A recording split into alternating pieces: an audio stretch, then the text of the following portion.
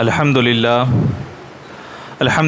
نحمدہ ونستعینہ ونستغفرہ ونؤمن بہ ونتوکل علیہ ونعوذ باللہ من شرور انفسنا ومن سیئات اعمالنا من یہدہ اللہ فلا مضل لہ ومن یضللہ فلا ہادی لہ ونشہد ان لا الہ الا اللہ وحدہ لا شریک لہ ونشہد ان سیدنا مولانا محمدا عبدہ ورسولہ بالہدی ودین الحق ارسلہ اما بعد فاعوذ باللہ من الشیطان الرجیم بسم اللہ الرحمن الرحیم ان الذین آمنوا وعملوا الصالحات کانت لهم جنات الفردوس نزلا صدق اللہ العظیم وبلغنا رسولہ النبی الامین المتین الکریم ونحن علی ذلک لمن الشاہدین والشاکرین والحمد للہ رب العالمین۔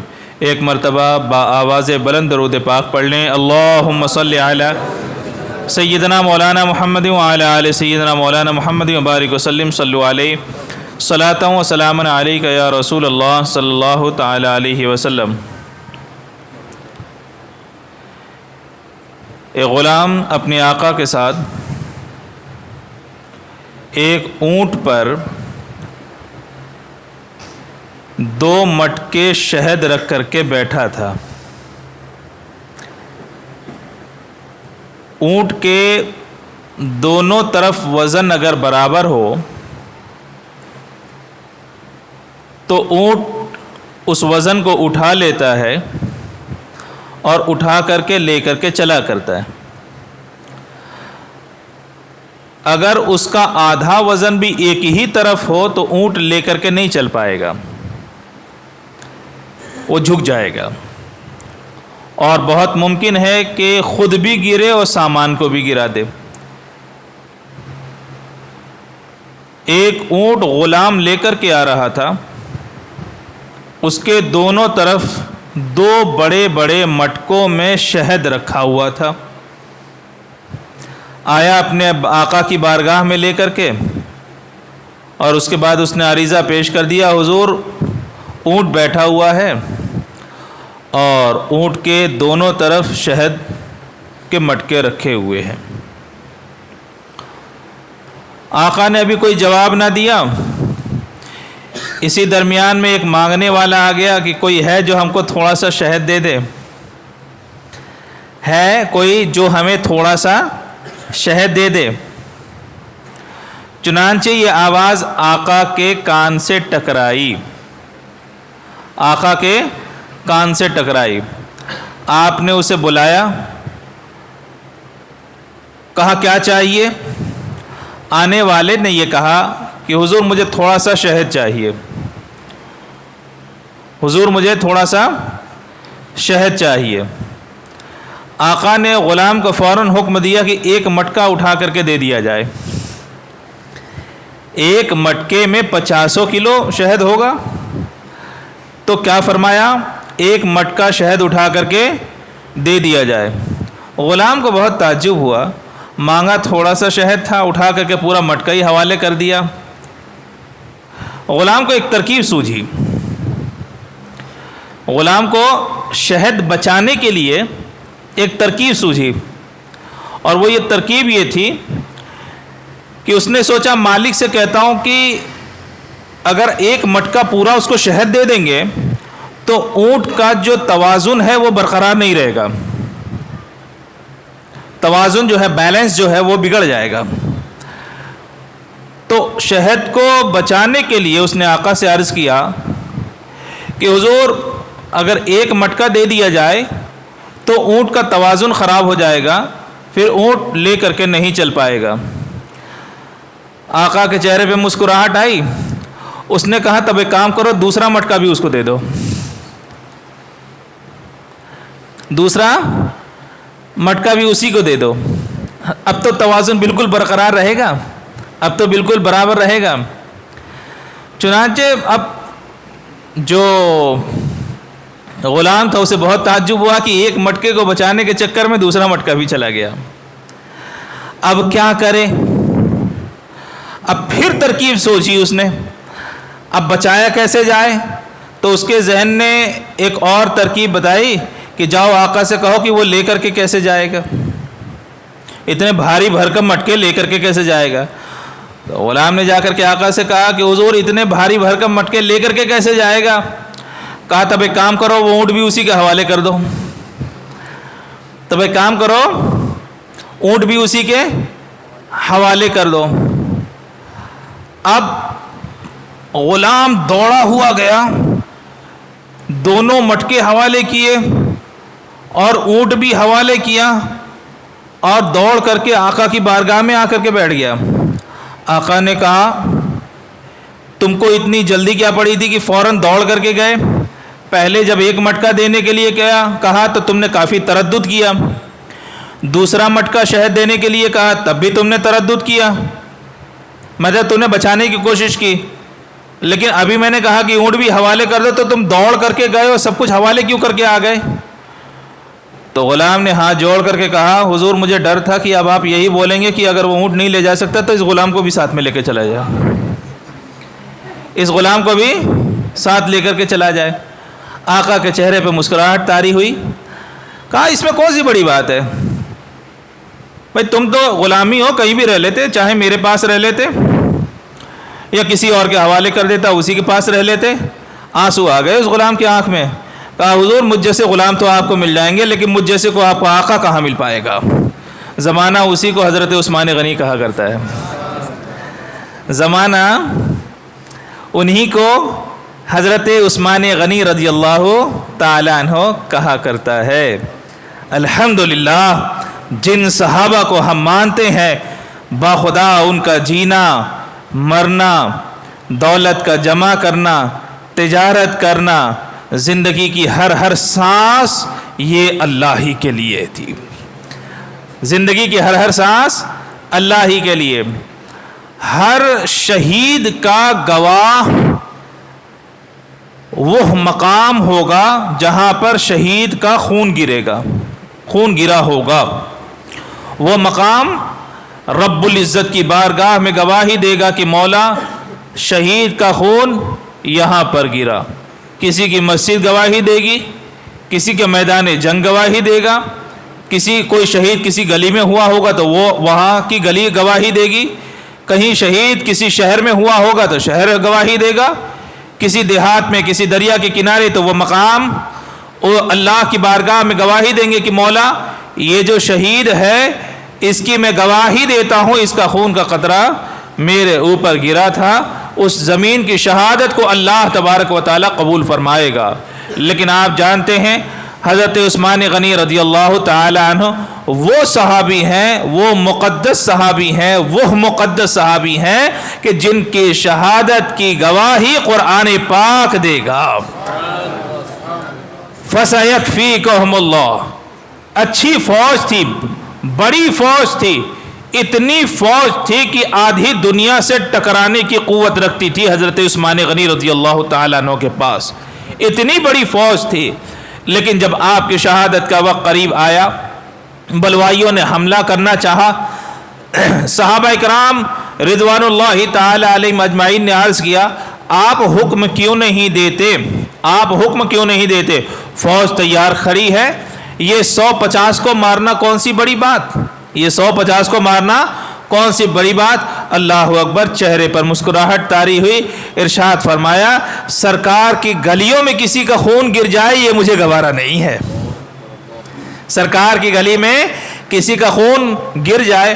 کہا حضور آپ کی جان کو خود خطرہ ہے؟ کہا پیغمبر کی عظمت کے لیے عثمان اپنی جان کو خطرے میں ڈالنے کے لیے تیار ہے۔ پیغمبر کی جو عظمت ہوتی ہے یہ اہل سنت کا ابھی کا عقیدہ نہیں ہے، صحابہ کرام رضوان اللہ تعالی علیہم اجمعین نے ہمیں سکھایا، اور یہ درس ہمیں وہاں سے ملتا ہے کہ صحابہ کرام رضوان اللہ تعالی علیہم اجمعین نے نبی پاک صلی اللہ تعالی علیہ وسلم کا کیسا ادب کیا۔ حضرت عثمان غنی رضی اللہ تعالی عنہ سے بار بار گزارش کی گئی، اور یہاں تک کہ پانی جب بند کر دیا گیا آپ اپنے بالا خانے پر تشریف لائے اور ارشاد فرمایا ہے کوئی جو عثمان کے گھر میں پانی پہنچا دے؟ سوچو تو آج کا ایک معمولی سا کونسلر کا گھر ہزاروں لیٹر پانی سے بھرا رہتا ہے، اور حضرت عثمان غنی رضی اللہ تعالی عنہ اللہ اکبر، دنیائے اسلام بلکہ آدھی سے زیادہ دنیا کے تنے تنہا خلیفہ وہ بالا خانے پہ چڑھ کر کے ارشاد فرماتے ہیں کوئی جو مجھ تک پانی پہنچائے. یعنی جو ظالم تھا وہ اس نے آپ کے گھر کو گھیر رکھا تھا اور آپ نے اپنے آپ کو ایسا دکھایا کہ میری جان قربان ہو جائے لیکن مدینۃ الرسول میں کسی کا خون نہ بہے، مدینۃ الرسول میں کسی کا خون نہ بہے. آپ برداشت فرماتے رہے. آپ کی شہادت کا وقت آیا تو آپ کو معلوم ہونا چاہیے کہ آپ کے خون کا قطرہ قرآن. اچھا، کس حالت میں آپ کی شہادت ہوئی؟ کسی کا حالت جنگ میں انتقال ہوتا ہے، کوئی حادثے میں مارا جاتا ہے، کوئی ڈوب کر کے مرتا ہے، کوئی چھت سے گر کر کے مرتا ہے، کوئی آگ میں جل کر کے مرتا ہے. بہت ساری اقسام شہداء کی. لیکن حضرت عثمان غنی رضی اللہ تعالیٰ عنہ پہ قربان جاؤ، آپ کی جس وقت شہادت ہوئی اس وقت آپ اللہ کا کلام پڑھ رہے تھے اور آپ کے خون کا جو پہلا قطرہ تھا، پہلا چھینٹا تھا، اللہ رب العزت کے کلام پر اس آیت کریمہ پر پڑھا، فَسَيَكْفِيكَهُمُ اللَّهُ، اللہ ہی ہمارے لیے کافی ہے، اللہ ہی ہمارے لیے کافی ہے. دنیا سے تو ہر ایک کو جانا ہے، کوئی رہنے کے لیے تو آیا نہیں، نہ میں رہنے کے لیے آیا نہ آپ رہنے کے لیے آئے. آج ہم جنازہ پڑھتے ہیں، پڑھاتے ہیں، کل ہمارا جنازہ پڑھایا جائے گا. اس سے تو کوئی بھاگ نہیں سکتا. یہ دنیا عبرت کا مقام ہے، یہ دنیا عبرت کا مقام ہے، یہ دنیا آخرت کی کھیتی ہے. میں نے اسی جمعہ کو بتایا تھا الدنیا مزرعۃ الآخرہ، دنیا جو ہے وہ آخرت کی کھیتی ہے. یہاں پہ بھلائی کے کام کرو گے تو بھلائی کا جو پھل ہوتا ہے وہ تمہیں قیامت میں دیا جائے گا، اور قیامت تک بھی انتظار کرنے کی ضرورت نہیں ہے. جیسے ہی قبر میں جاؤ گے سلسلہ وہیں سے شروع ہو جائے گا، سلسلہ وہیں سے شروع ہو جائے گا. یہ کان کس لیے دیے گئے؟ اللہ کے کلام کو سننے کے لیے دیا گیا. کہتے ہیں یہ زبان کس لیے دی گئی؟ یہ اللہ کا کلام پڑھنے کے لیے یہ زبان دی گئی ہے. کہتے ہیں اگر اس سے کوئی کلام پڑھا جائے گا تو وہ یا تو اللہ کا کلام ہوگا یا رسول اللہ کا کلام ہوگا، یا رسول اللہ کا کلام ہوگا. آپ دیکھو کوئی مالک اپنی گاڑی کو دیتا ہے کسی آدمی کو. میں نے ان کو گاڑی دی، انہوں نے کہا کہ مجھے فلانا کام ہے. میں نے کہا کہ جاؤ فلانا کام کر کے آ کر کے مجھے دے دینا. تو بھائی گاڑی دی تو میں ان سے حساب بھی تو لوں گا. ایسا تھوڑی نہیں کہ جہاں چاہیں لے کر کے چلے جائیں، ایسا تھوڑی نہیں کہ یہ جس کو چاہیں دے دیں. نہیں، گاڑی لیا ہے انہوں نے تو اس کا استعمال بھی صحیح ہونا چاہیے. اگر انہوں نے صحیح استعمال نہ کیا تو مجھے باز پرس کرنے کا پورا حق ہے، مجھے باز پرس کرنے کا پورا حق ہے. مجھے یہ حق حاصل ہے کہ میں سوال کروں کہ آپ کی ضرورت کے لیے میں نے اس چیز کو دیا تھا، آپ نے دوسروں کو کیسے حوالے کر دیا. یہ مجھے حق حاصل ہے کہ نہیں؟ بھائی یہ سر سے پیر تک جو کچھ ہے وہ اللہ ہی کا دیا ہوا ہے. یہ سر سے پیر تک جو کچھ ہے وہ اللہ ہی کا دیا ہوا ہے. کھوپڑی پر اللہ نے بال عطا فرمایا تو ایسے نہیں جیسے تم چاہو، جیسے چاہو ویسے کٹوا لو، جیسے چاہو رکھ لو.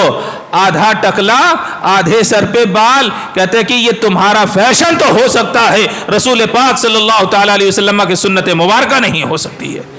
کتنا خراب لگتا ہے، یہاں پورا کٹوا لیا، یہاں کٹوا لیا، گھوڑے کی پونچھ کی طرح اوپر بال دکھائی دیتے ہیں. نہ یہ اسلامی شریعت ہے، نہ دیکھنے میں آتا ہے، اور نہ ہی یہ اچھا لگتا ہے، اور نہ ہی یہ اچھا لگتا ہے. لیکن کیا کہو گے، فیشن نے دنیا کو مار ڈالا. فیشن نے، میری باتیں ذرا کڑوی لگیں گی، لگنی بھی چاہیے. وہ بات ہی کیا اچھی جو کڑوی نہ لگے، لگنی بھی چاہیے. سنو، اپنے بچوں کو زندگی کا مقصد دو، اپنے بچوں کو زندگی کا مقصد عطا کرو. اور زندگی کا مقصد یہ ہے کہ انسان اپنی زندگی اللہ اور اس کے رسول کی اطاعت کے مطابق گزار کر کے دکھائے. زندگی میں کوئی انسان ایسا نہیں جس کے بارے میں کہا گیا کہ ان کا اسوہ، قرآن پاک میں کہا گیا کہ ان کا طریقہ کار تمہارے لیے نمونہ عمل ہے، لیکن رسول پاک کے بارے میں فرمایا گیا، رسول پاک صلی اللہ تعالی علیہ وسلم کے بارے میں فرمایا گیا.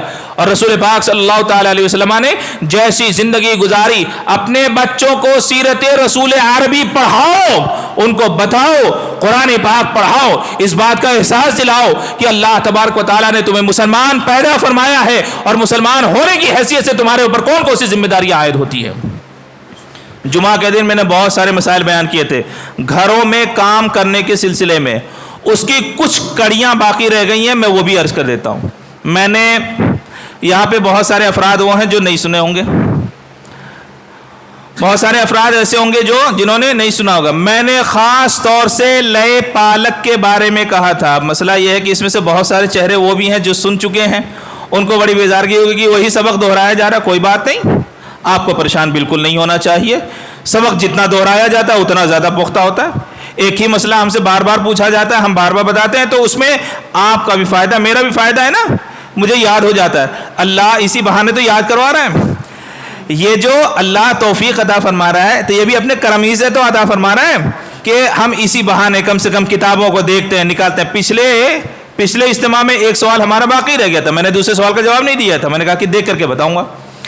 سوال یہ تھا، اب اس کا جواب بھی سن لیجئے، بعد میں بتاؤں گا، وہ ذہن سے کہیں نکل گیا تو۔ سوال یہ تھا کہ آدمی مثال کے طور پہ ظہر کی نماز میں کم تھے، مکبر نہیں رکھا گیا، 2 رکعت کے بعد اتنے لوگ بھر گئے کہ اوپر بھی چلے گئے، ظاہر سی بات ہے امام صاحب کی آواز اوپر نہیں پہنچ پائے گی، امام صاحب کی آواز اوپر نہیں پہنچ پائے گی۔ اب 2 رکعت کے بعد کوئی سنی صحیح العقیدہ متشرع آدمی تکبیر بول سکتا ہے، 2 رکعت میں نہیں بولا لیکن 2 رکعت کے بعد بول سکتا ہے، فرماتے ہیں ہاں بول سکتا ہے۔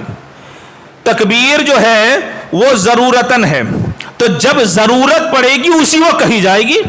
جب تک لوگ کم تھے، اس کی صراحت ہدایہ میں علامہ ابن حمام نے فرمائی ہے کہ یہ چیز جو ہے ضرورتاً ہے۔ اب جب 2 رکعت تھی تو لوگ کم تھے تو اس کی ضرورت نہیں تھی تو نہیں کہا گیا، نہیں تکبیریں کہی گئی، مکبر کو نہیں رکھا گیا، مکبر نے کچھ بھی نہیں کہا۔ لیکن جب 2 رکعت کے بعد لوگ بڑھ گئے، تیسری رکعت میں بڑھ گئے، چوتھی رکعت میں بڑھ گئے، تو کہتے ہیں اب ضرورت کا تحقق ہوا ہے، لہٰذا تکبیر بھی اب کہی جائے گی۔ جیسے بھوک لگے گی تو کھانا کھایا جائے گا، بھوک لگے گی تو کھانا کھایا جائے گا، ویسے ہی تکبیر کی جب ضرورت پڑے گی تو تکبیر بھی کہی جائے گی۔ اب سنو، گزشتہ میں نے اس جمعہ بہت ساری چیزیں لئے پالک کے بارے میں نے کہا تھا، جو بچے لے کر کے پال لیے جاتے ہیں ان کے بارے میں بہت محتاط رہیں، اور پالنے سے پہلے سارے مسائل کو سمجھ لیں، دنیا داری آپ کو اتنی آتی ہے کہ پوچھئے مت، کون سی ساڑی میں کتنے سٹون لگیں گے، کتنا کیا لگے گا، یہ ساری چیزیں آپ تو پتھر کو بھی گن لیتے ہیں جناب، آپ تو وہ ہیں جو پتھر کو بھی گن لیتے ہیں کہ نہیں، کہ اس میں کتنے سٹون لگیں گے، کیا لگیں گے۔ تو اللہ نے جب آپ کو اتنی عقل عطا فرمائی ہے تو دین کی خاطر بھی تو اس عقل کا استعمال ہونا چاہیے، آپ کا 12 سال کا بچہ ساڑی کے اور کپڑوں کے سارے کاروبار کو سیکھ سکتا ہے، دین کیوں نہیں سیکھ سکتا؟ دین خود بھی سیکھیں، اپنے بچوں کو بھی سکھائیں، اپنے گھر میں قرآن پاک پڑھیں، با آواز بلند پڑھیں، بچہ سنے تو آپ کی آواز سنے، اللہ کا کلام سنے، اور مائل ہو کہ میرا باپ جب پڑھتا ہے تو میں کیوں نہیں پڑھوں۔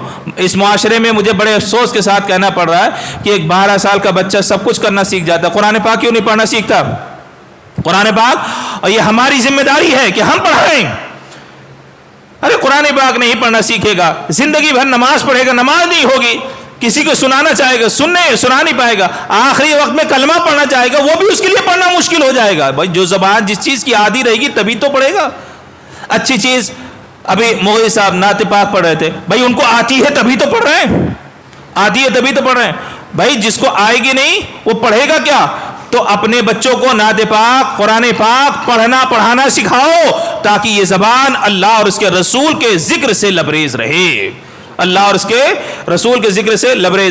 لئے پالک کا مسئلہ سن لو، میں نے بتایا تھا جب بچہ 2 سال کا ہو، ماں نے لے لیا، اگر اپنا دودھ وہ نہ پلا سکی، اگر اس نے 2.5 سال کے اندر، بچے کی عمر 2.5 سال ہو، اس کے اندر ماں نے اپنا دودھ اگر پلا دیا تو وہ رضائی ماں ہو گئی، اور اس عورت کا شوہر رضائی باپ ہو گیا، ٹھیک ہے؟ اب رضائی ماں اور رضائی باپ کا بھی حکم وہی ہے جو اصل ماں اصل باپ کا ہے، کیونکہ یہ ہمیشہ کے لیے حرام ہے، لیکن اگر فرض کرو کسی بچے کو ہم نے گود لیا، کسی بچے کو ہم نے گود لیا، وہ بچہ کتنا بھی چھوٹا ہو، عام طور پر وہ لوگ بچوں کو گود لیتے ہیں جن کی خود کی اولادیں نہیں ہوتی ہیں. تو جن کی خود کی اولادیں نہیں ہوتی ہیں ان کو دودھ بھی نہیں ہوتا، تو جب دودھ ہوتا نہیں ہے تو پلا نہیں سکتے تو رضائی ماں یہ نہیں ہو سکتی، اور اس کا شوہر رضائی باپ نہیں ہو سکتا، اس کا شوہر رضائی باپ نہیں ہو سکتا. اب جب باپ نہیں ہوا، رضائی ماں نہ ہوئی، اب کیا ہوگا؟ بچے کو پالنے کا جو پالنا تھا پال لیا آپ نے، لیکن پھر جب وہی بچہ بڑا ہوا تو اب یہ بات آتی ہے، دیکھو 15 سال بچہ 12 سال سے 15 سال کے بیچ میں کبھی بھی بالغ ہو سکتا ہے، بیٹی 9 سال سے 12 سال کے بیچ میں کبھی بالغ ہو سکتی ہے.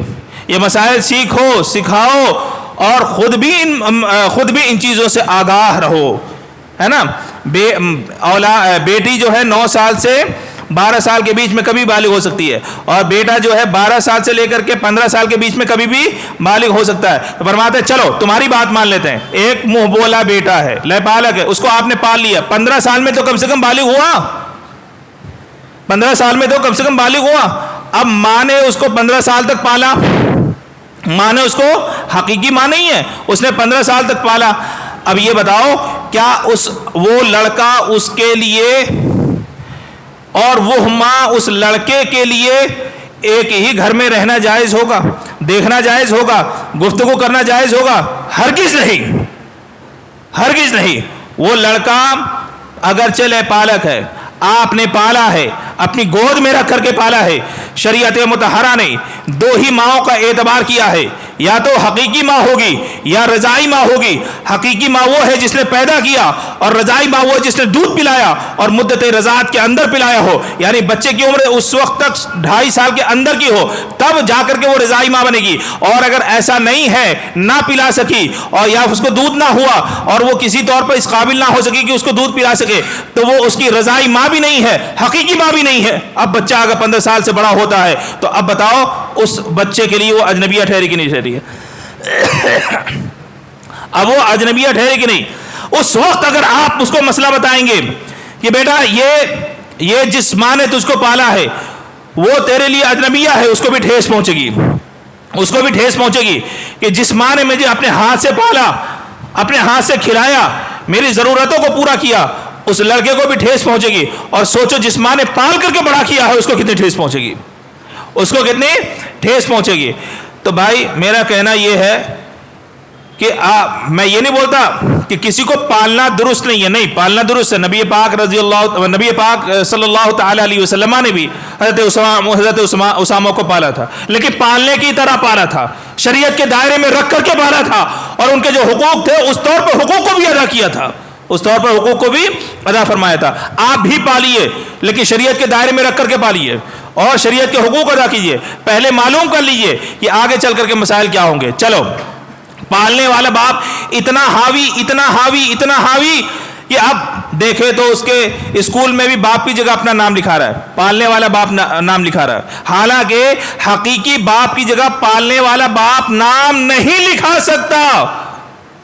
ادعوہم لآبائہم، قرآن پاک نے فرمایا کہ بچوں کو اگر بلاؤ تو ان کے باپ کے نام سے، حقیقی باپ کے نام سے بلاؤ، ان کے پالنے والے، کفالت کرنے والے باپوں کے نام سے نہیں بلایا جائے گا. اب مسئلہ یہ ہوتا ہے کہ اسکول میں بھی نام لکھا ہے تب بھی وہی، برتھ سرٹیفکیٹ ہوا تب بھی وہی، پاسپورٹ بنا تب بھی وہی، راشن کارڈ بنا تب بھی وہی، آدھار بنا تب بھی وہی، یہاں تک کہ شادی کا کارڈ چھپا تب بھی وہی، اور پھر اس کے بعد جو نکاح نامے میں لکھوایا گیا تب بھی وہی. بھائی سوال یہ ہے یہ سب گناہوں کا سلسلہ کون کر رہے ہیں؟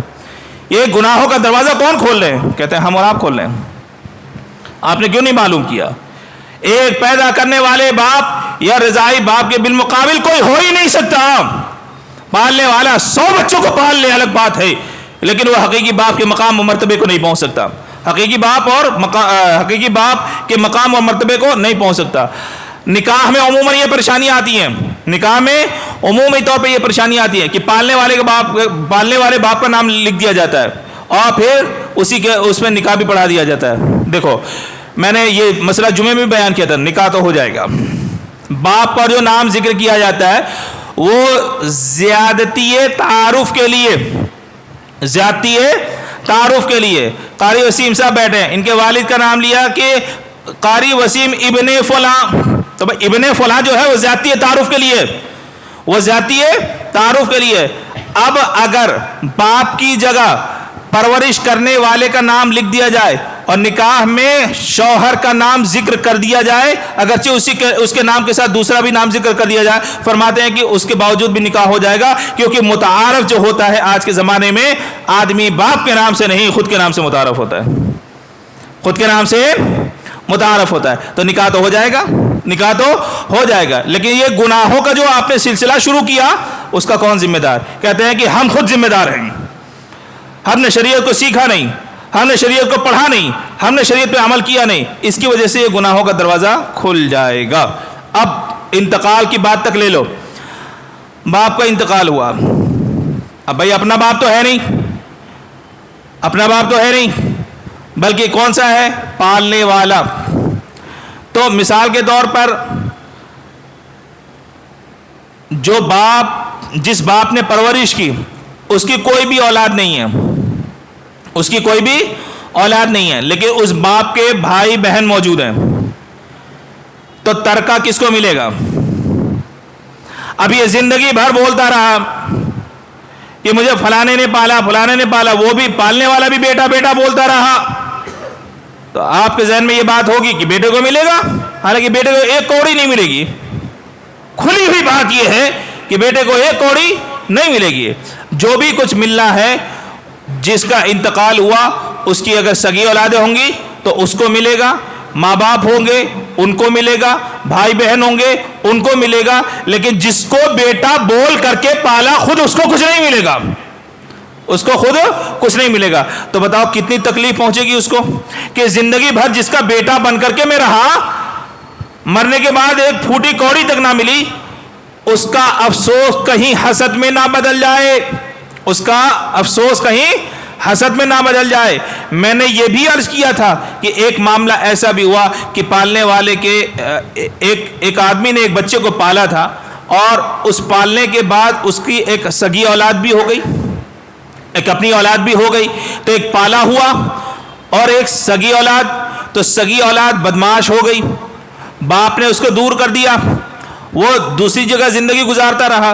لیکن جب انتقال ہوا تو زمانے نے کہا کہ جو بھی باپ کی جائیداد ہے وہ اس لڑکے کو ملے گی جو حقیقی، اور یہ جو لے پالک تھا جس کو پالا تھا اس نے زندگی بھر ماں باپ کی خدمت کی، اور سگا بیٹا الگ رہا، شراب میں ڈوبا رہا، نشے میں ڈوبا رہا۔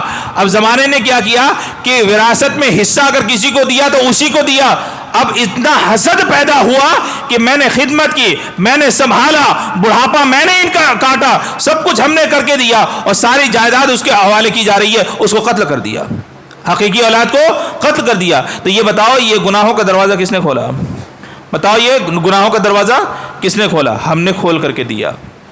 اسلام میں منع نہیں ہے، اسلام میں منع نہیں ہے، لیکن اس کے طریقے الگ الگ ہیں۔ اس کو پالو، لیکن پالنے سے پہلے اس کو بتاؤ کہ تمہاری ذمہ داریاں ہمارے اوپر کیا ہیں اور ہماری ذمہ داریاں تمہارے اوپر کیا ہیں۔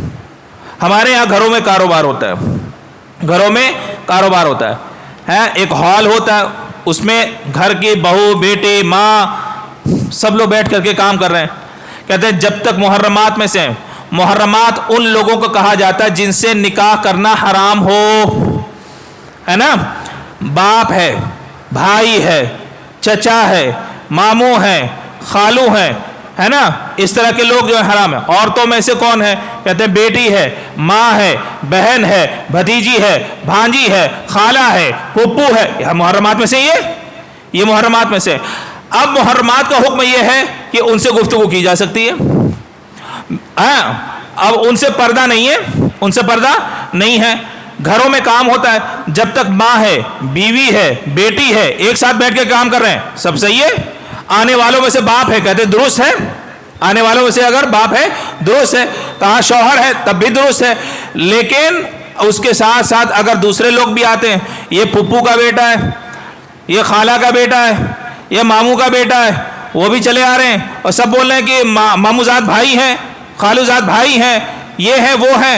کہتے ہیں کہ آپ کے بول دینے کی وجہ سے ایسا نہیں ہے کہ جو حرام تھا وہ حلال ہو جائے، جو حرام تھا وہ حلال ہو جائے ایسا نہیں ہے بھائی. ماموں کا حکم الگ ہے, ماموں کے بیٹے کا حکم الگ ہے, خالہ کا حکم الگ ہے, خالہ کے بیٹے کا حکم الگ ہے. اسی طرح سے چچا الگ حکم رکھتے ہیں لیکن چچا کا بیٹا الگ حکم رکھتا ہے. اب آپ یہ بولے کہ بچپنے سے ہی ہم ملتے چلے آئے, تو بھائی بچپنے سے آپ گناہ کرتے گئے تو کیا کریں گے ہم؟ ان تمام چیزوں سے ہمیں بچنا ہوگا, ان تمام چیزوں سے بچنا ہوگا. ایک اہم مسئلہ اور سن لو, دیور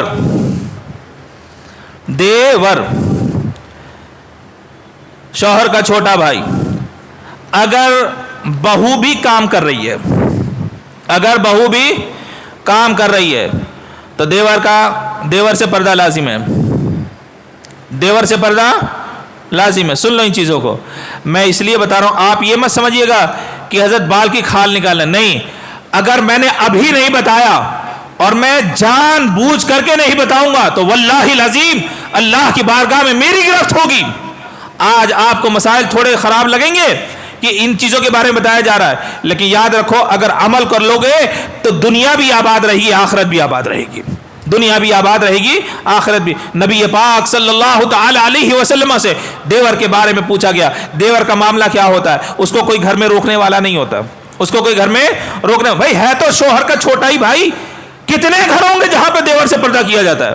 مجھے تو نہیں ایسے سمجھ میں آتا, بہت مشکل, شاذ و نادر کوئی اس طرح کا گھر ہوگا جہاں پہ مطلب دیوروں سے پردہ کیا جاتا ہوگا. لیکن سوچو تو یہ وہ فرد ہے جس سے پردہ کرنا بھی مشکل ہے, بچنا بھی مشکل ہے, بچنا بھی مشکل ہے. لیکن شریعت مطہرہ کا ایک ہی قانون ہے کہ دیور سے بھی پردہ کیا جائے گا, دیور سے بھی پردہ کیا جائے گا. نبی پاک صلی اللہ تعالی علیہ وسلم سے پوچھا گیا کہ دیور کے بارے میں کیا حکم ہے؟ اللہ اکبر, سرکار نے ارشاد فرمایا الحم و موتن, الحم و موتن, دیور تو موت ہے.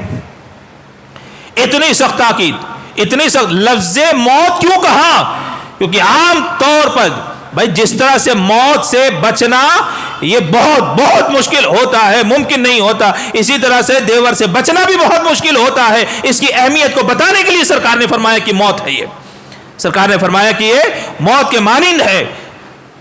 اس سے بہت احتیاط کرنا چاہیے. اور عموماً گھروں میں فتنے اس کی وجہ سے بھی ہوا کرتے ہیں.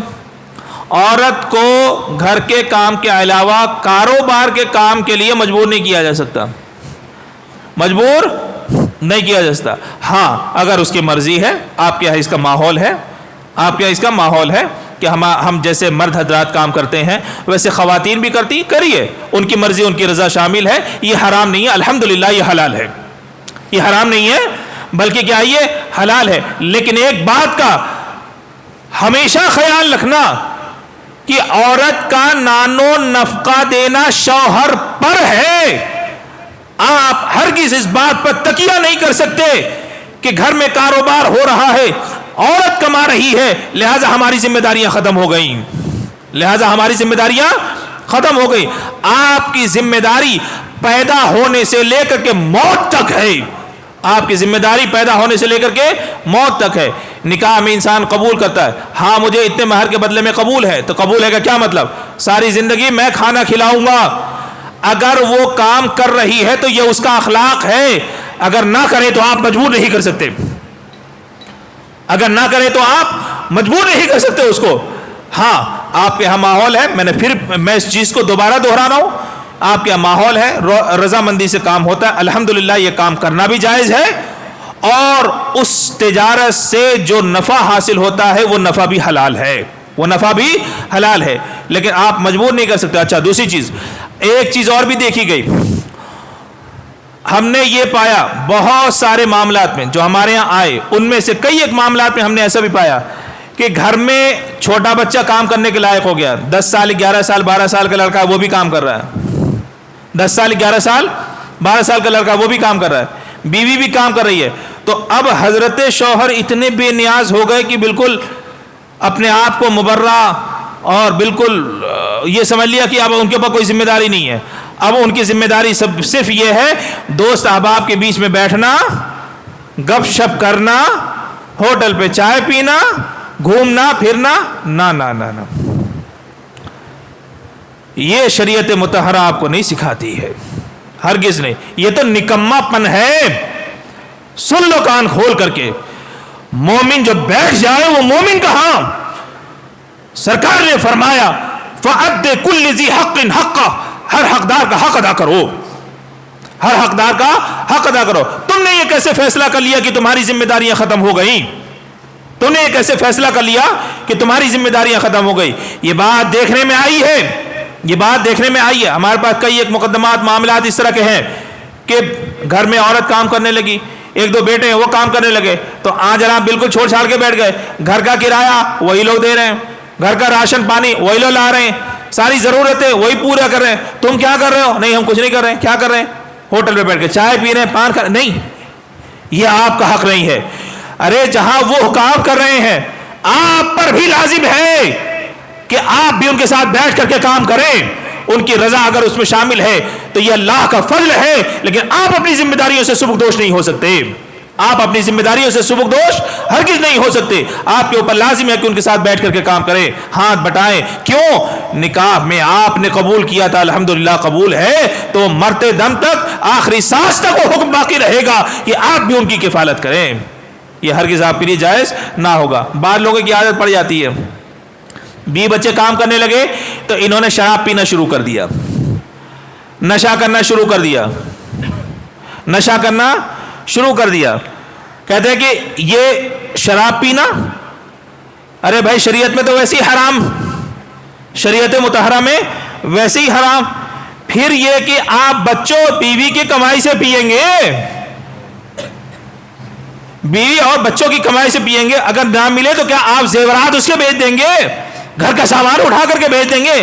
اللہ نے آپ کو گھر کے سامان کے فراہم کرنے کے لیے پیدا فرمایا، بیچنے کے لیے نہیں پیدا فرمایا۔ اپنی ذمہ داریوں کو سمجھیں، اگر ہم نے ان ذمہ داریوں کو سمجھ لیا یقین جانیں ہم دنیا میں بھی سرخرو رہیں گے اور آخرت میں بھی سرخرو رہیں گے۔ کوئی بھی اس دنیا سے کچھ لے کر کے جانے والا نہیں ہے، اس دنیا سے کچھ بھی لے کر کے جانے والا نہیں ہے۔ آنکھ بند ہونے دو پھر دیکھ لینا یہ کرتا پاجامہ بھی اتر جائے گا۔ حقیقت ہے، غلط تھوڑی نا ہے۔ بنیان کاٹ کر کے نکالی جائے گی، کرتا نکل سکتا ہے تو نکالا جائے گا، اور اگر بنیان نہ نکل سکی تو کاٹ کر کے نکالی جائے گی۔ جو ہمارے جسم کا لوتھڑا ہے، جسم کا چیتھڑا ہے، وہ بھی ہمارے ساتھ نہیں جائے گا، ہمارے اعمال جائیں گے، ہمارے اعمال قبر میں جائیں گے۔ تو اعمال کے بارے میں کیا پوچھا جائے گا؟ تو میں نے کہا کہ ایک سائیکل بھی آپ دیتے ہو، گاڑی بھی دیتے ہو تو اس کا حساب لیتے ہو، تو مالک کائنات نے تو سر سے لے کر کے پیر تک بہت کچھ عطا فرمایا، سر سے لے کر پیر تک بہت کچھ عطا فرمایا۔ تو جب ہم حساب لینے پر قادر ہیں تو وہ مالک ملک اور مالک کل کیوں نہیں حساب لے سکتا؟ یقیناً حساب لے گا۔ اسی لیے نبی پاک صلی اللہ تعالی علیہ وسلم نے ارشاد فرمایا فَأَدِّ كُلِّ ذِي حَقٍ حَقَّهُ۔ اللہ اکبر! یہ ان صحابہ کو فرمایا، ان صحابہ کو فرمایا جن کے بارے میں قرآنی آیات ہیں، لقد رضی اللہ، اللہ ان سے راضی ہے، اللہ ان سے راضی ہے۔ پھر بھی اللہ کے حبیب صلی اللہ تعالی علیہ وسلم نے حقوق کی طرف ان کی توجہ دلائی، حقوق کی طرف ان کی توجہ دلائی، اور ارشاد فرمایا فَأَدِّ كُلِّ ذِي حَقٍ حَقَّهُ، ہر حقدار کا حق ادا کرو۔ اس بارے میں میں نے جمعہ کو بھی کہا، پھر بول دیتا ہوں، خاص طور سے اپنی بچیوں پہ نظر رکھو مسلمانوں، بچیوں پر نظر رکھو، بچیوں پر نظر رکھو۔ بخدا یہ امانتیں ہیں تمہاری، نہ غیر کو دینا جائز نہ غیر سے لینا جائز۔ ایک نکاح کے لیے مسلمان اور مسلمان کا ہونا یہ ضروری ہے۔ اگر مسلمان نہ ہو تو ایسے کو نہ لڑکی دی جا سکتی ہے اور نہ ہی ایسے کی لڑکی لی جا سکتی ہے۔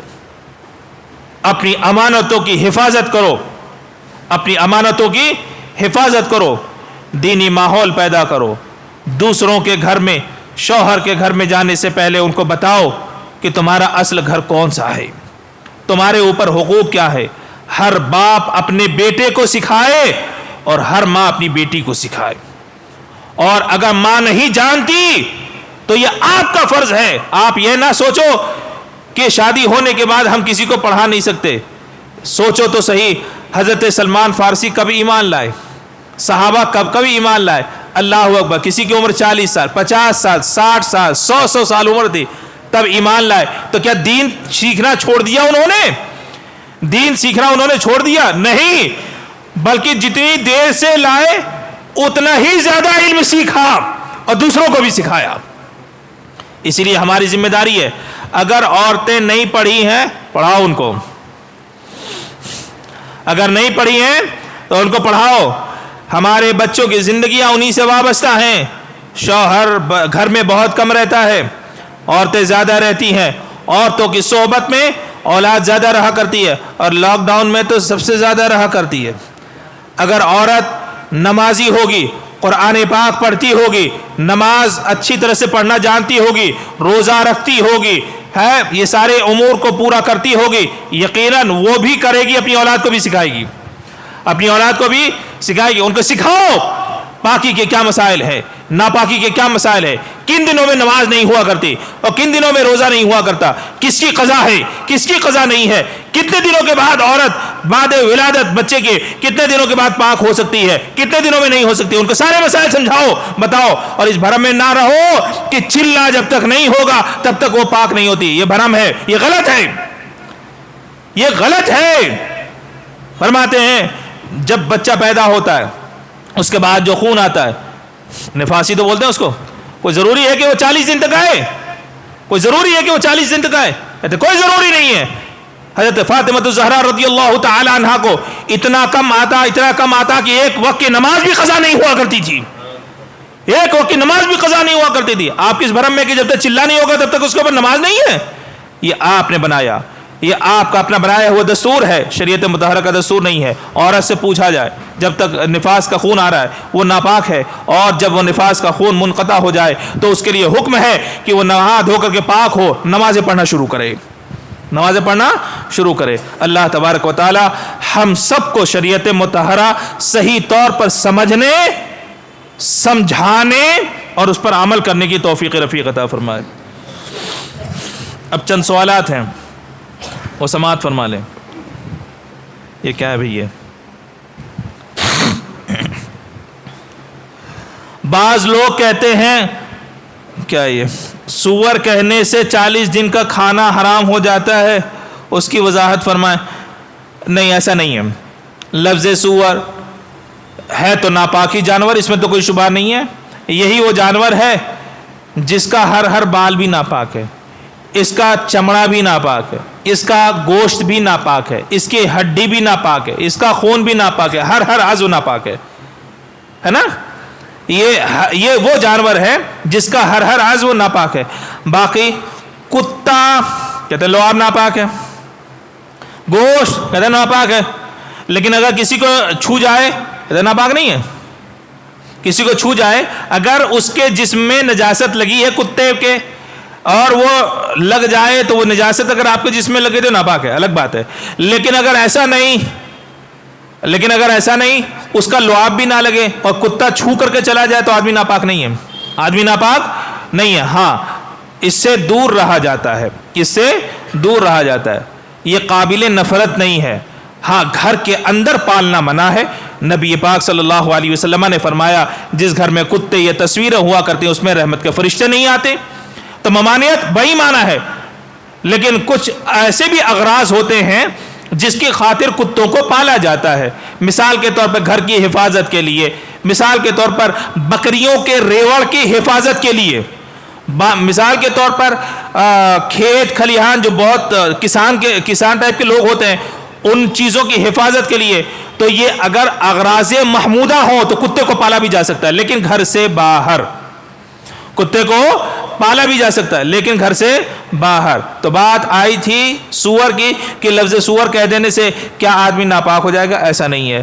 قرآن پاک میں عربی میں سور کو خنزیر کہا جاتا ہے. خود قرآن پاک میں اس کا کئی مقام پر ذکر آیا، نام آیا. تو اگر آدمی کی زبان ناپاک ہو جاتی تو اللہ اپنے کلام میں بھی بیان فرماتا ہے نا. ایسا کوئی مسئلہ نہیں ہے.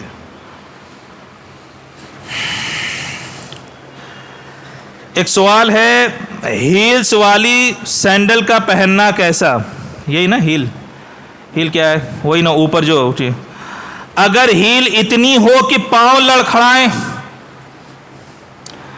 हाँ, अगर हील इतनी हो कि पांव लड़खड़ाएं, अपना तवाजुन बरकरार रखना ये मुमकिन ना हो, गिरने का खदशा हो, खुद भी गिरेंगे दूसरे को भी गिराएंगे, तो कहते हैं अब वो तो सही नहीं है। लेकिन जिस पर तवाजुन बरकरार रखा जा सकता हो तो फरमाते हैं अगर बहुत ज़्यादा हील है, तशरीफ़ लाएं। वालेकुम अस्सलाम। चलिए, देर आयत दुरुस्त आयत, तशरीफ़ लाए, खुश आमदीद, तशरीफ़ रखें। फरमाते हैं कि हील बहुत ज़्यादा हो जिसकी वजह से तवाज़ुन बरकरार ना हो, तो कहते हैं, फरमाते हैं कि वो तो बिल्कुल पहनने की इजाज़त नहीं है, वो तो बिल्कुल पहनने की इजाज़त नहीं है। हाँ, अगर इस तरह का मामला ना हो तो फरमाते हैं हमारे यहाँ फ़ुक़हा में ये है कि लिबास हो या चप्पल हो या जूता हो, ऐसा पहना जाए कि दूसरों की नज़रें ना उठें। खुद तो ई कदर रहते हैं, आ कदर, हील देखे तो कम से कम 6 इंच ऊंची और ज़रा ऊंचे, तो ये तो दिखावा हो गया, ये तो दिखावा हुआ। फरमाते हैं अल्लाह ने जो हुस्न दिया है उसी हुस्न पर कनाअत करें, इंसानों के दिए हुए हुस्न में इजाफे का सबब ना इख्तियार करें, है ना, इंसानों के नहीं।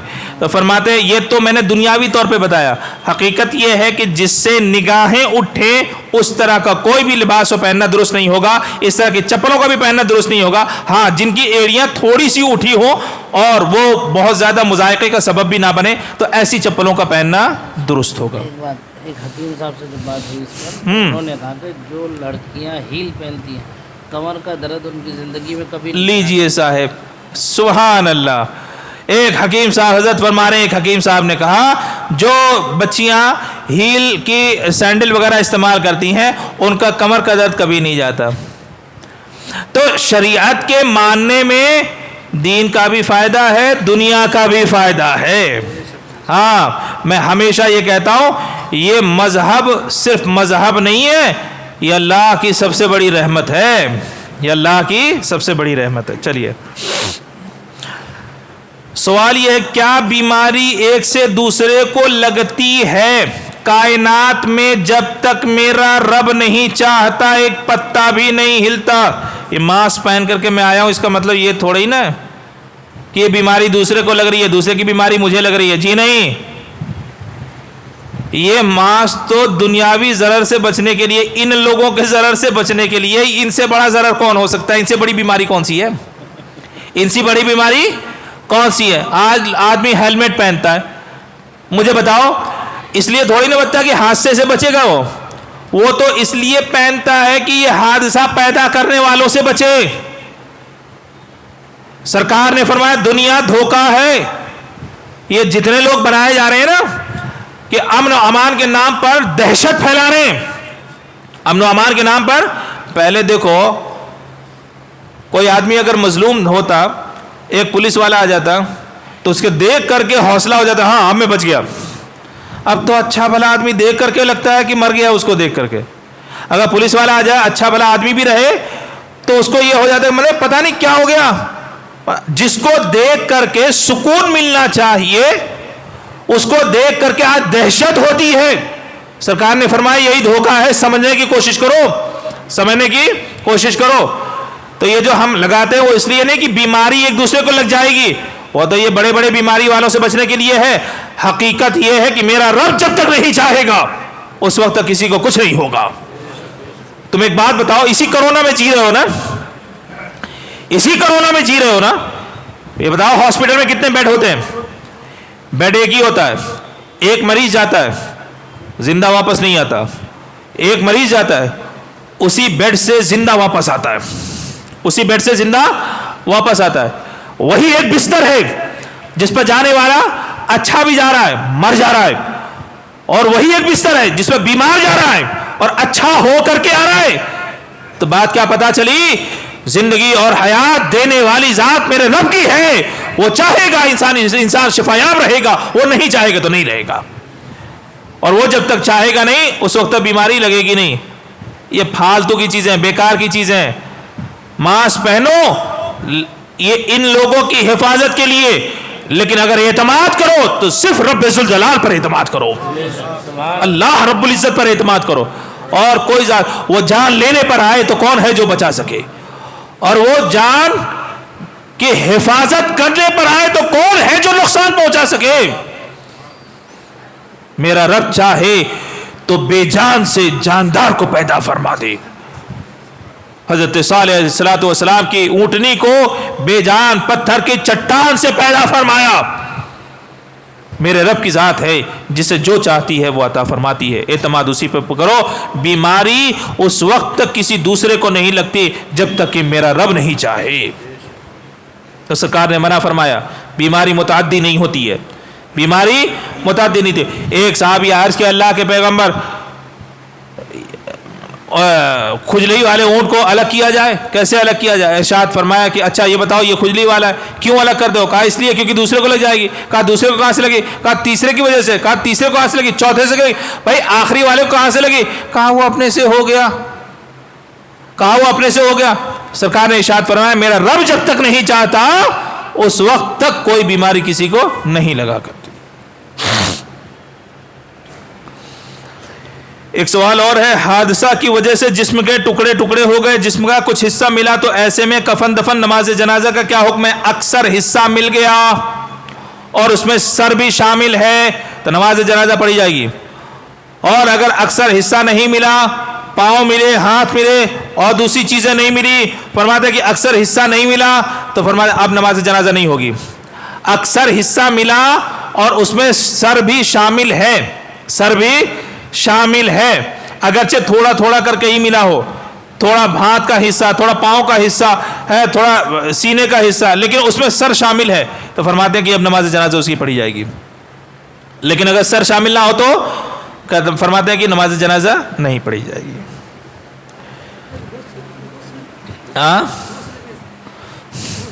وہ تو شہید ہے تو اس کے لیے کہاں غسل کا حکم ہے؟ ایک سوال ہے, شادی کا جوڑا جو لاکھوں کا سلوایا جاتا ہے کیا وہ حاجت اصلیہ سے ہے؟ کتنے کا سلوائے تھے حضرت؟ فرماتے ہیں کہ شادی کا جوڑا اگر زیادتی کی بنیاد پر ہو, بہت زیادہ اس میں رقم لگائی گئی ہو تو وہ حاجت اصلیہ میں نہیں ہے, وہ حاجت اصلیہ میں نہیں ہے. ایک معیار ہوتا ہے جو شادی کے موقع پر کیا جاتا ہے. مثال کے طور پہ عام دنوں میں ہم کپڑے الگ پہنتے ہیں, عید کے دن اچھے کپڑے پہنتے ہیں. اب اچھے کا یہ مطلب تھوڑی نا کہ 10 لاکھ کا کوٹ پہن کے آ جاؤ. اچھے کپڑے کا یہ تو مطلب نہیں ہے کہ تم اسراف پہ اتر جاؤ. اچھے کا مطلب کیا ہے؟ تم اپنے معیار کے اعتبار سے کرو. اب معیار سے بھی اوپر چلے جاؤ تو فرماتے یہی غلط ہے. ان المبذرین کانوا اخوان الشیاطین, کہ بیجا خرچ کرنے والے یہ شیطانوں کے بھائی ہیں, شیطانوں کے بھائی ہیں. تو جوڑا اتنے کا ہو کہ عام جوڑوں سے زیادہ ہو تب تو ٹھیک ہے, لیکن بہت بہت زیادہ ہو تو کہتے ہیں وہ حاجت اصلیہ میں نہیں ہے, وہ حاجت اصلیہ میں نہیں ہے. چلو سوال یہ ہے, تکبیرات انتقال میں امام کی آواز صرف اتنی گئی اللہ یہ ہے نا اللہ اک, یعنی پورا اللہ اکبر مقتدی نے نہیں سنا تو کیا مقتدی کی نماز ہو جائے گی؟ ہاں ہو جائے گی. اللہ اک سنا, خالی اللہ بھی سن لیتا, بس تکبیرات جو تکبیرات ہیں ان کا مکمل سننا وہ نہیں ہے. تکبیرات کیوں ہوا کرتی ہیں؟ جن سے انتقالات معلوم ہو کہ امام سجدے میں جا رہا ہے یا رکوع میں جا رہا ہے یا پھر قعدے میں بیٹھ رہا ہے. یہ صرف ایک عمل سے دوسرے عمل کی طرف جانے کے لیے استعمال کی جانے والی چیزیں ہیں, ٹھیک ہے. تو پوری تکبیر کا سننا یہ ضروری نہیں ہے. اگر آپ کو آواز صرف اتنی آئی اللہ اتنا بھی کافی ہے آپ کے لیے, اور آپ اس پر اقتدا کر سکتے ہیں, آپ کی نماز بھی بلا شبہ صحیح ہوگی.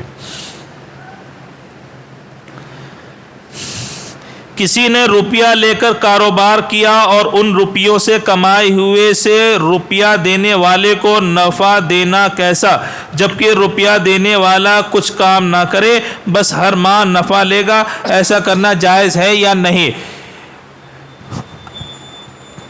میں نے آپ کو 2 لاکھ روپے دیے, آپ سے کہا کاروبار میں لگائیے, آپ کاروبار کیجئے, محنت کیجئے, دکان کھولیے, چیزیں بیچیے, سب کیجئے, اور جو بھی نفع ہوگا اس میں سے ہم اتنا لے لیں گے, جائز ہے. اس کو شرکت کے مسائل کہتے ہیں.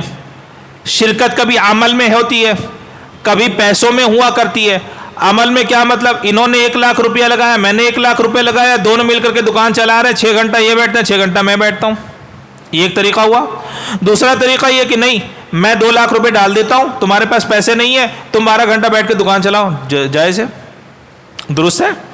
میری شرکت وہ پیسے کے اعتبار سے ہوئی، ان کی شرکت عمل کے اعتبار سے ہوئی، کہتے ہیں یہ جائز ہے، یہ جائز ہے۔ ہاں اب میں چڑھ بیٹھوں کہ ہر مہینہ تمہیں اتنا ہی دینا ہے، یہ ناجائز ہے۔ ہر مہینہ تمہیں اتنا ہی دینا ہے، یہ ناجائز ہے۔ ہاں یہ اگر معاہدہ ہو جائے کہ تم کام کرو، جو بھی نفع ہوگا اس کا 50% تم لے لینا، 50% میں لے لوں گا، یا 40% تم لے لینا، 60 میں لے لوں گا، جو بھی ہو، اگر فیصد میں معاملہ طے کیا جا رہا ہے تو وہ جائز ہے۔ اس طرح کا کاروبار کرنا درست ہے۔ کبھی ایسا ہوتا ہے کہ آدمی غریب ہوتا ہے، کبھی ایسا ہوتا ہے آدمی غریب ہوتا ہے لیکن اس کے ہاتھ میں ہنر ہوتا ہے، اور کبھی ایسا ہوتا ہے کہ آدمی امیر ہوتا ہے لیکن اس کے ہاتھ میں ہنر نہیں ہوتا۔ تو کہتے ہیں کہ جس کے پاس پیسہ ہے وہ پیسہ لگا دے، اور جس کے پاس جو ہنر ہے وہ ہنر دکھا دے، تو دونوں کا فائدہ ہو جائے گا، دونوں کا فائدہ ہو جائے گا۔ یہ کاروبار جائز ہے۔ اذان ہو رہی ہے؟ ہاں چلیے تو سنتے رہیے جب تک ہے۔ کچھ لوگ ماہ محرم میں کوئی نیا کام نہیں کرتے، اس ماہ کو اچھا نہیں سمجھتے، شریعت میں اس کا کیا حکم ہے؟ شریعت میں اس کا یہ حکم ہے کہ اچھا نہ سمجھنے والا خود شریعت کی نگاہ میں اچھا نہیں ہے۔ اچھا نہ سمجھنے والا خود شریعت کی نگاہ میں اچھا نہیں ہے۔ اللہ تبارک و تعالی نے ہر دن اور ہر مہینے کو اچھا ہی بنایا ہے۔ اللہ نے، بعض لوگ نکاح نہیں کرتے، ارے 10ویں محرم کو کھچڑا بنا کر کے بھی نکاح کرو گے تو نکاح ہو جائے گا۔ 10ویں محرم کو کھچڑا بنا کر کے بھی نکاح کرو گے تو نکاح، کون کہتا نہیں ہوگا؟ محرم تو بلکہ بہت سارے فضائل کا مجموعہ ہے۔ محرم الحرام جو ہے اسلامی پہلا مہینہ، یہ تو بہت سارے فضائل کو اپنے دامن میں سمیٹے ہوئے ہے، بہت سارے فضائل کو۔ فرماتے ہیں اس طرح کا ہرگز، یہ تو دیکھو ہم ایسی قوم کے بیچ میں رہتے ہیں جو بہت توہم پرست ہے۔ اب ظاہر سی بات ہے، پتھر پوجنے والی، جانور پوجنے والی، یہ تم کو کیا دے گی؟ ہم ایسی قوم کے بیچ میں رہتے ہیں۔ توہم پرستی مت کرو۔ میں نے بتایا نا، ایک مالک، ایک خالق کو مانو اور اسی پر اعتماد کلی رکھو۔ اسی خالق کا حکم ہے کہ ہم نے دن اور رات اور تمام ایام کو برابر پیدا فرمایا ہے، کسی میں کوئی تفریق نہیں کی ہے، کسی میں کوئی تفریق نہیں کی ہے۔ عام طور پر عورتوں میں یہ مزاج پھیلا ہوا ہے کہ محرم میں شادیاں نہیں کرنے دیں گی، سفر میں شادیاں نہیں ہوں گی۔ یہ غلط رسم و رواج کو ختم کرو، اس غلط رسم و رواج کو ختم کرو۔ گھروں میں جاؤ، بولو، سمجھاؤ اور غلط چیزوں سے روکو، غلط چیزوں سے روکو۔ چلو، گوگل پے، فون پے وغیرہ سے کسی کو پیسہ لگانے پر ریوارڈ کے طور پر کچھ کیش بیک ملتا ہے، کیا ان روپیوں کا استعمال جائز ہے؟ بلا شبہ جائز ہے، بلا شبہ۔ تم سے ہزاروں جو ٹیکس لیے گئے وہ نہیں بتاتی ہے دنیا، 2 روپے دے دیا ایک مرتبہ، ریوارڈ دے رہے ہیں، آپ کو انعام دے رہے ہیں۔ بھیکاری کہیں کے زندگی بھر لیتے رہے تو تم کو احساس نہ ہوا؟ ہمارے سر کی ٹوپی سے لے کے پاؤں کے جوتیوں تک ہم ٹیکس دیتے ہیں۔ جو اپنے آپ کو بہت بڑا دکھاتے ہیں، حقیقت میں کمزور وہ ہیں، حقیقت میں کمزور وہ ہے۔ اگر انسان پیسے جمع نہ کرے، تمہارا نیٹ استعمال نہ کرے، تمہارے موبائل کو چھوئے نہیں، تو بھکاری تم بنو گے کہ ہم بنیں گے؟ ہمارے دیے ہوئے پیسوں سے یہ حکومتیں پلا کرتی ہیں، یہ حکومتیں جو چلتی ہیں وہ ہماری دی ہوئی دولت سے پلتی ہے، لیکن ہم کو ان چیزوں کے بارے میں کبھی نہیں بتایا جاتا۔ تم بازار میں کہیں بھی چلے جاؤ، بازار میں کہیں بھی چلے جاؤ، 1 روپے سے لے کر کے 1 لاکھ کروڑوں تک کی چیز جو خریدو گے، ہر ایک کا تم ٹیکس دو گے حکومت کو۔ تب حکومت کیوں نہیں بولتی ہے کہ ہم آپ سے لے رہے ہیں؟ یہ دنیا دھوکہ ہے، لیتی ہے تو نہیں بتاتی، دیتی ہے تو بہت بتاتی ہے۔ ریوارڈ دے کر کے کوئی احسان نہیں کر رہی ہے، रिवार्ड दे करके कोई एहसान नहीं कर रही है। वो तो लुभाने का एक तरीका होता है कि दूसरे को भी मालूम होगा मुझे 10 रुपए जायद मिल गए, मैंने कारी साहब को बताया तो ये भी उसको इस्तेमाल करेंगे, उन्होंने जावेद साहब को बताया वो भी इस्तेमाल करेंगे। ये तो लुभाने का एक तरीका है। जो मिल रहा है नसीब गाजी समझ करके इस्तेमाल करो, नसीब गाजी समझ करके उसको इस्तेमाल करो। इस्तेमाल करना बिलाशुबा दुरुस्त होगा। मर्दों का काला लिबास पहनना कैसा है? मर्दों का आम दिनों में काला लिबास वगैरह पहनना तो दुरुस्त है, लेकिन मुहर्रम के अय्याम में दुरुस्त नहीं है।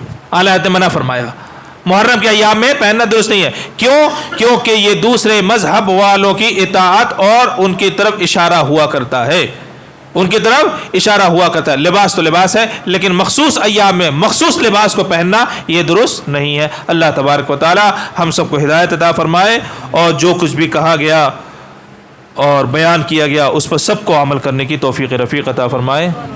हाँ हाँ, दुनियावी बात करना, अगर दीनी बात हो, कोई एक मसला पूछा चलते मतलब वज़ू के दरमियान बता दिया तब तो कोई बात नहीं, लेकिन अगर वज़ू के दरमियान में दुनियावी गुफ्तगू की जाए तो बिलाशुबा ये नापसंदीदा है, बिलाशुबा ये नापसंदीदा है। वज़ू एक इबादत है, इबादत के दरमियान में दुनिया का दखल नहीं होना चाहिए। अल्लाह हम सब की हिफाजत फरमाए। वमा अलैना इल्लल बलाग।